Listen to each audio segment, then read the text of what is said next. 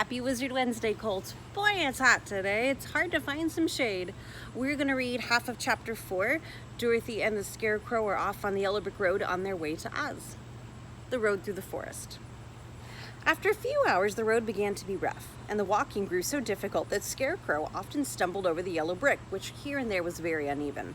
Sometimes, indeed, they were broken or missing altogether, leaving holes that Toto jumped across or Dorothy walked around. But as for the Scarecrow, having no brains, he walked straight ahead and so stepped into holes and fell at full length on the hard brick. It never hurt him, however, and Dorothy would pick him up and set him upon his feet again, and he joined her in laughing merrily at his own mishap. The farms were not nearly so well cared for as they were further back. There were fewer houses and fewer fruit trees, and the farther they went, the more dismal and lonesome the country began to become. At noon, they sat down by the roadside near a little brook.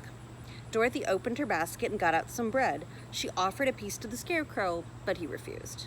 "Oh, I'm never hungry. It's a lucky thing I'm not, for my mouth is only painted. If I should cut a hole to eat, the straw I'm stuffed with would come out, and it would spoil the shape of my head." Dorothy saw this was true, so she only nodded and went on eating her bread. "Tell me something about yourself and the country you come from," said the Scarecrow when she finished eating her dinner. And she told him all about Kansas and how gray everything was, and how the cyclone had carried her to the strange land of Oz. And the Scarecrow listened carefully and said, "I cannot understand why you should wish to leave this beautiful country and go back to that dry, gray place you called Kansas." "That's because you have no brains," answered the girl. "No matter how dreary and gray our homes are, we are people of flesh and blood, and we would rather live there than any other country, be it ever so beautiful. There's no place like home." The Scarecrow sighed.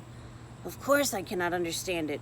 If your heads were stuffed with straw like mine, you would probably live in the beautiful places, and Kansas would have no people at all. It's fortunate for Kansas that you have brains."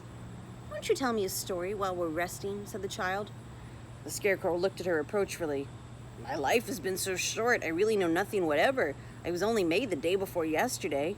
What happened in the world before that is unknown to me. Luckily, when the farmer made my head, one of the first things he did was to paint my ears, so I know what was going on. And there was a munchkin with him, and the first thing I heard was the farmer saying, 'How do you like these ears?'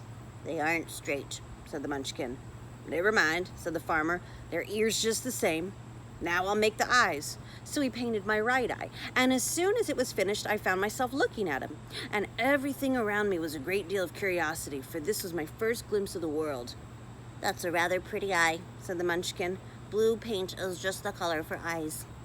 "I think I'll make the other one a little bigger," said the farmer. And when the second eye was done, I could see better than before. Then he made my nose and my mouth, and I did not speak because at the time I didn't know what a mouth was for. But I had fun watching them make my body and my arms and my legs, and when they fastened on my head, at last I felt very proud, for I thought I was as good as a man as anyone. There we go. Here's the signature. There's no place like home. Nice reading with you, Colt, and I will see you tomorrow. Stay cool.